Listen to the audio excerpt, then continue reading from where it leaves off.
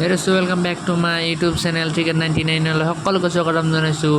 আৰু বিশ্বকাপৰ টপ নাম্বাৰটো মই কথাটো ক'বলৈ ওলাইছোঁ যে হাৰ্দিক পাণ্ডিয়াৰ লাষ্ট 3 অভাৰৰ ওপৰতে ডিপেণ্ড কৰিছিল যে খেলখন ভাৰতৰ হাতত থাকিব নে নাথাকে। যদিহে ডেভিড মিলাৰৰ কেচটো সূৰ্যকুমাৰ যাদৱে নধৰিলে হয়, সেই বলটো যদি 6 ৰানত তকদিল হ'ল হয়, তেতিয়াহ'লে কিন্তু বিপদ হ'ল হয় ভাৰতৰ কাৰণে, আৰু আজি এই উল্লাস ভাৰতত নহ'লে হয়।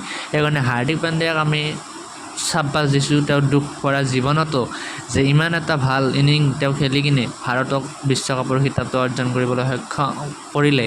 গতিকে হাৰ্দিক পাণ্ডিয়া জয় হোক। হাৰ্দিক পাণ্ডিয়াৰ সেই লাষ্ট 3 অভাৰ কোনেও নাপাহৰে, আৰু এনেকুৱা 3 অভাৰ আৰু এনেকুৱা খেল কোনোদিনো হোৱা নাই।